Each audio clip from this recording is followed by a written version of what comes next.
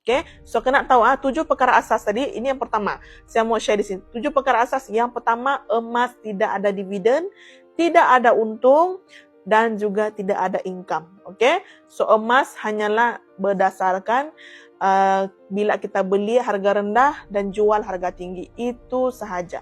Okay, dan yang kedua, pahamkah setakat ni? Thank you semua yang baru join dan nak punya live sama tengah hari. Okay. Okay, next. Kita pergi pula kepada poin yang kedua. Okay, 7 perkara asas. Tadi saya cerita perkara asas pertama. Sekarang perkara asas yang kedua pula. Perkara asas yang kedua adalah beli emas mesti dapat emas fizikal. Okay. Kalau tuan-tuan dan puan-puan, orang di luar sana, dia cerita pumpang, kau beli emas, lepas tu kau simpan di akaun, kasih biar dia sanak beranak sampai kau dapat dividen setiap bulan, ini semua akan angkat kaki. Kalau tuan-tuan dan puan-puan pernah dengar sebelum ni kisah tentang ramai orang terjebak dengan skim bertopengkan emas dan mereka mengalami kerugian sebab apa yang mereka buat tu beli emas dan ganda-ganda. Beli emas dan ganda-ganda ni satu penyakit tuan-tuan dan puan-puan. Okay. Saya tidak kisah kalau tuan-tuan dan puan-puan boleh terima atau tidak, tapi saya mau bagi tahu ilmu emas yang sebenar.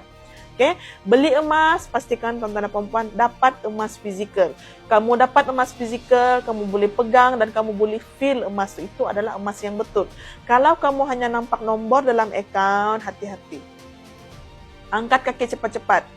Okay, dengan public gold tuan-tuan dan puan-puan, kita beli emas, kita akan dapat emas fizikal. Simple. Macam juga kamu beli di kedai kan, kamu beli barang, contoh, kalau kita beli ayam 1 ekor, bawa balik 1 ekor. Macam tu.